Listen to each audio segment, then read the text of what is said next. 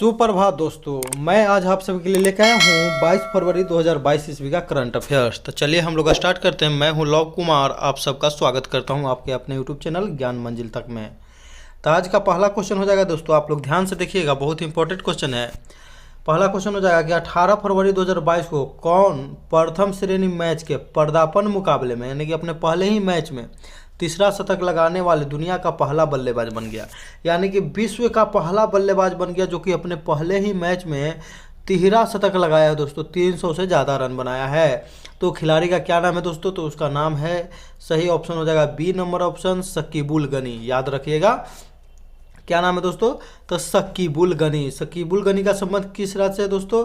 तो ये बिहार रणजी टीम से खेल रहे हैं शकीबुल गनी, और पहले ही मैच में लगा दिए हैं 300 से ज़्यादा रन बना दिए हैं दोस्तों। तो याद रखिएगा बिहार के एक और लाल जो कि शकीबुल गनी, बिहार के खिलाड़ी शकीबुल गनी ने बनाए कितने रन दोस्तों? तो 341 रन। हाल ही में अंडर 19 विश्व कप का विजेता कौन रहा दोस्तों? तो भारत जो है ऑस्ट्रेलिया को हराकर बना है विजेता, याद रखिएगा। भारतीय टीम का कैप्टन कौन था दोस्तों? तो यश धूल थे कप्तान। आयोजन का कहाँ हुआ दोस्तों? तो वेस्ट इंडीज, याद रखिएगा।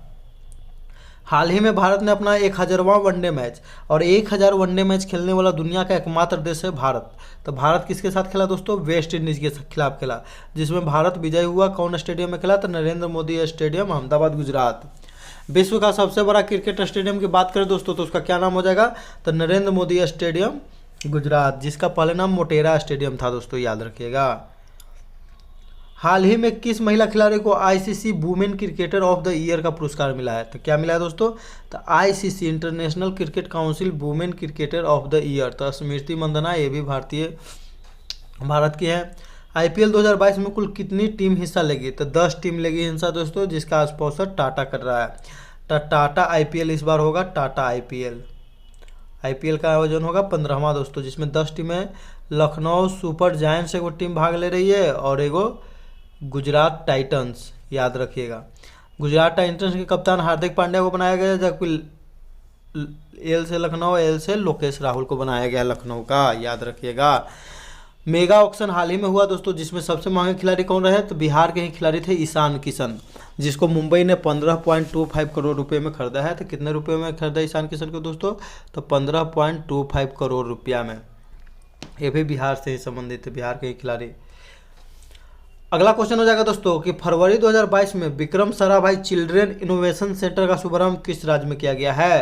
तो हम पिछले वीडियो में बताए थे कि Vikram Sarabhai children innovation centre का उद्घाटन किस में किया गया है दोस्तों? तो किस राज्य का था? इसका सही जवाब हो जाएगा दोस्तों ऑप्शन नंबर सी, गुजरात। याद रखिएगा कहाँ हो जाएगा?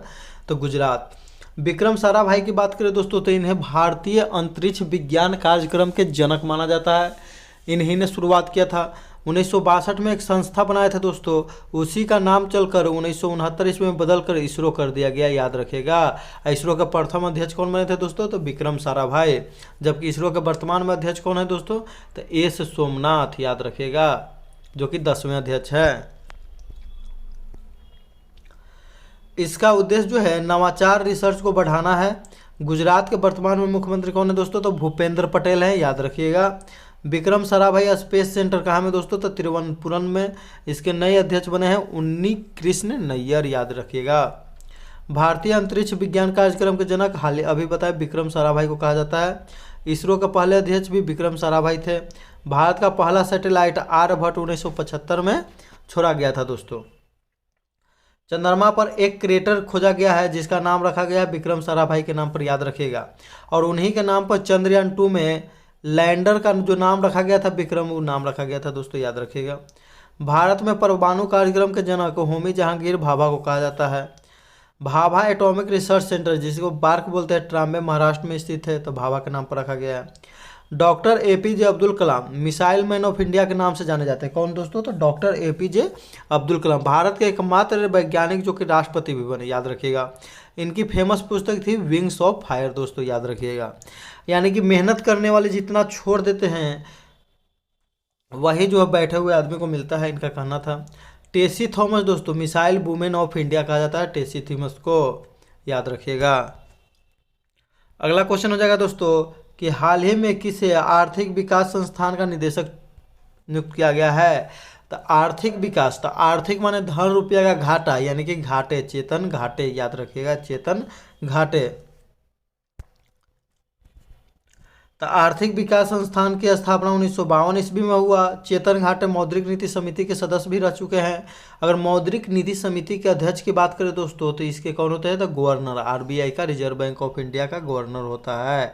इसकी जो है कितने बार साल में बैठक होती है, तो प्रत्येक 2 महीना पर, यानी कि 6 बार होता है। बजट जो है धन विधेयक का, बजट जो है धन विधेयक है एक प्रकार का। अनुच्छेद 110 के तहत धन विधेयक है। धन विधेयक की चर्चा अनुच्छेद कितना में दोस्तों, तो 110। इसको लोकसभा में पेश किया जाता है, याद रखिएगा। इसे संयुक्त बैठक इस पर नहीं बुलाया जाता, धन विधेयक पर संयुक्त बैठक नहीं बुलाया जाता है। भारत के मुख्य आर्थिक सलाहकार कौन है दोस्तों, अनंत नागेश्वरन। अगर लोकसभा में संयुक्त बैठक की अध्यक्षता कौन करता है दोस्तों, तो लोकसभा का अध्यक्ष करता है, ये भी याद रखिएगा। तो भारत के मुख्य आर्थिक सलाहकार तो अनंत नागेश्वरन, अ से आर्थिक, अ से अनंत। भारत का सर्वाधिक व्यापार अमेरिका के साथ होता है, जबकि भारत का सर्वाधिक व्यापार घाटा किसके साथ होता है दोस्तों, तो चीन के साथ होता है। मुद्रास्फीति को नियंत्रण करने के लिए रेपो रेट को जो है, आरआर जो है, रेपो रेट को बढ़ाना चाहिए, याद रखिएगा। काहे कि मुद्रास्फीति, रेपो रेट क्या होता है दोस्तों, जब कोई अन्य बैंक रिजर्व बैंक से उधार लेता है जितना ब्याज पर, तब रिजर्व बैंक जितना ब्याज लेता है उसी को रेपो रेट बोलते हैं। अगर ब्याज के दर को बढ़ा दिया जाएगा तो कम उधार लेगा, यानी कि मार्केट में कम पैसा जाएगा, इससे महंगाई क्या होगा दोस्तों, तो अपने आप कमेगा।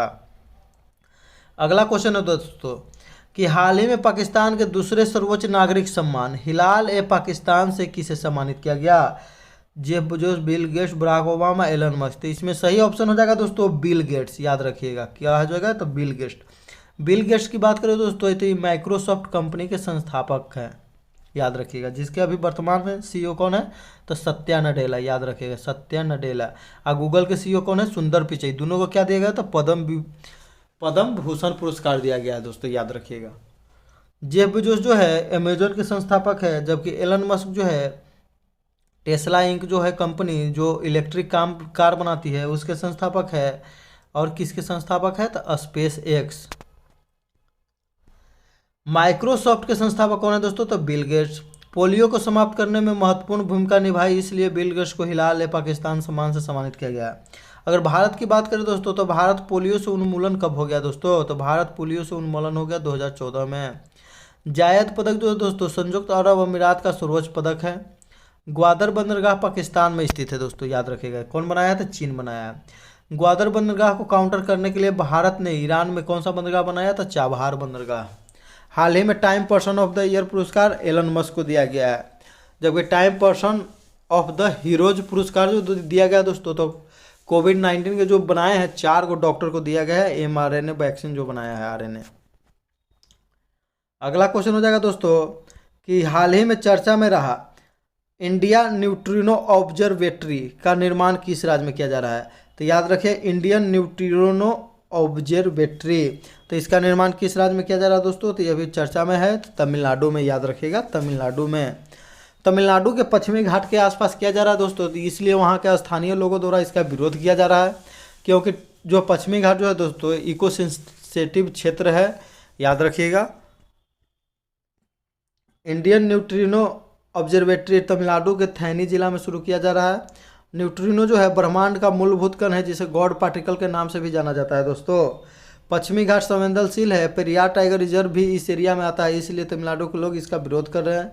समुद्र मिशन दोस्तों भारत कहाँ से लॉन्च किया था, चेन्नई से, यानी कि समुद्र के अंदर जाकर समुद्र के अंदर पता लगाएंगे रहस्यों को, क्या क्या मिलता है, क्या खोजेंगे, रिसर्च करेंगे। हाल ही में किस देश के द्वारा कृत्रिम सूर्य का निर्माण किया गया था, चीन, प्रोजेक्ट ईस्ट के तहत। ईस्ट में टी का अर्थ क्या है, तो टोकामिक।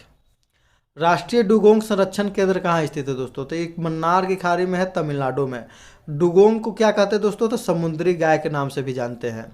मन्नार की खाड़ी जो किसको किसको जोड़ती है दोस्तों, तो भारत और श्रीलंका को जोड़ती है, याद रखिएगा, तमिलनाडु और श्रीलंका को। तमिलनाडु के तट पर वर्षा लौटते हुए मानसून से होता है, जिसे पूर्वी मानसून माने कि उत्तर पूर्वी मानसून कहते हैं। कोरोमंडल तट कहा जाता है तमिलनाडु के तट, वहीं पर वर्षा होती है दोस्तों। जबकि भारत में अगर सबसे अधिक वर्षा की बात करें दोस्तों, तो दक्षिण पश्चिम मानसून होता है। दक्षिण पश्चिम मानसून के तहत सबसे ज़्यादा कहाँ सबसे पहले केरल में होता है दोस्तों, जून के प्रथम सप्ताह में। दक्षिण भारत का मैनचेस्टर कोयम्बटूर को कहते हैं, भारत का मैनचेस्टर अहमदाबाद को कहते हैं, जबकि उत्तर भारत का मैनचेस्टर कानपुर को कहते हैं। मैनचेस्टर जो है इंग्लैंड में स्थित शहर है जहाँ पर सूती वस्त्र का उद्योग है, यानी कि सब वस्त्र उद्योग के लिए प्रसिद्ध है, याद रखिएगा दोस्तों। सूती वस्त्र की राजधानी भारत में किसे कहते हैं दोस्तों, तो मुंबई। अब भारत में जो है वित्तीय राजधानी भी मुंबई को ही कहते हैं, चाहे भारत का प्रवेश द्वार भी कहते हैं किसको, तो मुंबई को कहते हैं दोस्तों। अगला क्वेश्चन हो जाएगा कि राष्ट्रीय समाचार पत्रों में चर्चा में रहा परामर्श 2022 क्या है। तो परामर्श 2022 की बात करें दोस्तों तो यह क्या है, तो यह जो है दोस्तों करियर काउंसलिंग है। भारत की सबसे बड़ी करियर काउंसलिंग है, जिसमें लगभग डिजिटल रूप से 1 लाख बच्चों को काउंसलिंग दिया गया। तो भारत की सबसे बड़ी करियर काउंसलिंग वर्कशॉप परामर्श 2022 की शुरुआत बीकानेर राजस्थान से किया गया है। कहाँ से दोस्तों, तो बीकानेर। अर्जुन राम मेघवाल के द्वारा, जो भारत के राज्य मंत्री हैं संसदीय राज्य, उनके द्वारा शुरू किया गया है। इसमें 1 लाख से अधिक स्टूडेंट भाग लिया।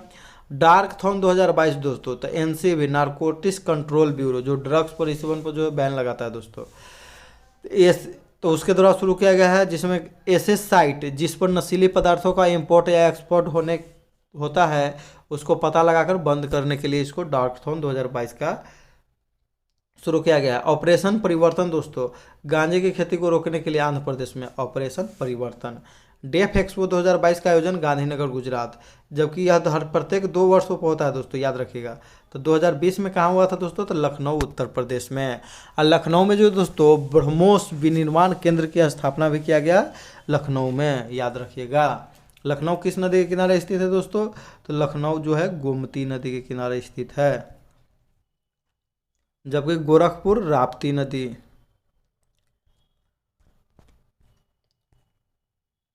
अगला क्वेश्चन हो जाएगा दोस्तों कि प्रतिवर्ष भारत में मृदा स्वास्थ्य कार्ड दिवस कब मनाया जाता है। तो मृदा स्वास्थ्य कार्ड दिवस की बात करें दोस्तों तो यह मनाया जाता है 19 फरवरी को, याद रखिएगा 19 फरवरी को। तो मृदा स्वास्थ्य कार्ड योजना 19 फरवरी 2015 ईस्वी को सूरतगढ़ गंगानगर राजस्थान से शुरू किया गया, जिसका टैगलाइन क्या है दोस्तों, तो स्वस्थ धरा खेत हरा, स्वस्थ धरा खेत हरा, याद रखिएगा। अंतर्राष्ट्रीय मृदा वर्ष 2015 में शुरू किया गया। अंतर्राष्ट्रीय मृदा दिवस 5 दिसंबर को मनाया जाता है। केरल के बालू में मोनोजाइट एस्क पाया जाता है, जो किसके से दोस्तों, तो थोरियम के। काली मिट्टी को एक और नाम क्या है दोस्तों, तो हम लोग का से काली या रे से रेगुर, यानी कारे तो रे से रेगुर हो गया काली मिट्टी। काली मिट्टी में कौन सा फसल उगता है दोस्तों, तो क से काली माटी या क से कपास दोस्तों। काली मिट्टी जो है दक्कन पठार में पाया जाता है, महाराष्ट्र आंध्र प्रदेश ये सब जगह पर। मृदा में एनपीके यानी कि नाइट्रोजन फास्फोरस और पोटास कितना अनुपात रहता है, तो 4.2.1, याद रखिएगा।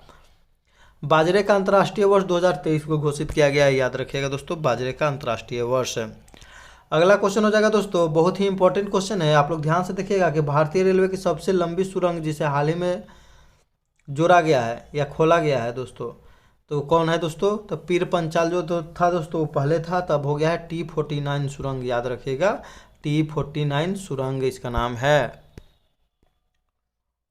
T4 टॉल, टॉल माने लंबा। तो T49 सुरंग जो है जम्मू कश्मीर में स्थित है, इसकी लंबाई 12.758 किलोमीटर। सुब्बर और अरपीचला स्टेशन को जोड़ेगा। यह जो है उधमपुर श्रीनगर बारामूला रेल लिंक जो है परियोजना का एक हिस्सा है। इससे पहले जो है पीर पंचाल सुरंग जिसे बनिहाल सुरंग भी कहते थे, 11.2 किलोमीटर के साथ भारत का सबसे लंबा सुरंग था। भारत का पहला केबल स्टेड रेल ब्रिज अंजी नदी पर बनाया गया, यानी कि केबल जो होता है दोस्तों उससे ब्रिज बनाया गया है, केबल से। सेला सुरंग जो है दोस्तों कहाँ में दोस्तों, तो अरुणाचल प्रदेश में। अटल सुरंग जो है हिमाचल प्रदेश में। पहले इसका नाम रोहतांग सुरंग था, जिसकी लंबाई 9.02 किलोमीटर कर दिया गया। यह जो है लेह मनाली मार्ग पर स्थित है। दुनिया का नदी के ऊपर सबसे ऊंचा रेलवे ब्रिज जो है चिनाब नदी पर बन रहा है, जम्मू कश्मीर में। ऊंचाई है 359 मीटर, याद रखिएगा दोस्तों। नेक्स्ट क्वेश्चन हो जाएगा दोस्तों, अगला क्वेश्चन है कि हाल ही में कौन सा देश भारत का यूपीआई सिस्टम अपनाने वाला विश्व का पहला देश बन गया है। यदि आप टेलीग्राम से जुड़ना चाहते हैं दोस्तों तो डिस्क्रिप्शन में उसका लिंक दिया गया है, वहां से जाकर जुड़ सकते हैं। तो क्वेश्चन देख लेते हैं कि यूपीआई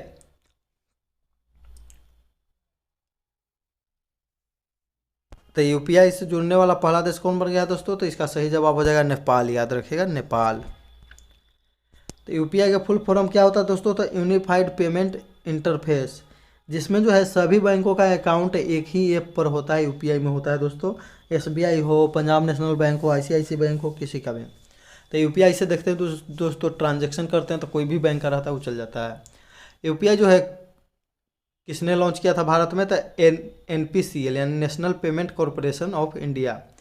यूपीआई भारत में एनपीसीआई के द्वारा लॉन्च किया गया था। ई रूपी भी हाल ही में एनपीसीआई के द्वारा लॉन्च किया गया है। भीम यूपीआई को अपनाने वाला विश्व का पहला देश कौन था दोस्तों? तो भ से भीम और भ से भूटान, याद रखिएगा। भीम का फुल फॉर्म होता है Bharat interface for money. Bhim नाम किसके नाम पर रखा गया दोस्तों? तो डॉक्टर भीमराव अंबेडकर के नाम पर। नेपाल से सटे भारतीय राज्य उत्तराखंड, उत्तर प्रदेश, बिहार, पश्चिम बंगाल और सिक्किम है, याद रखिएगा। उपबीसी याद रखिएगा। नेपाल के वर्तमान प्रधानमंत्री शेर बहादुर देउबा है, जबकि नेपाल के राष्ट्रपति अभी कौन है? तो विद्या देवी भंडारी है। सार्क का मुख्यालय कहाँ है दोस्तों? तो काठमांडू में है सार्क का मुख्यालय। सार्क की स्थापना की बात करें दोस्तों तो 1985 में हुआ था, याद रखिएगा, जिसमें 8 सदस्य देश हैं। अगला क्वेश्चन हो जाएगा दोस्तों कि हाल ही में केंद्र सरकार ने राष्ट्रीय उच्चतर शिक्षा अभियान की योजना को कब तक जारी रखने की मंजूरी दी है?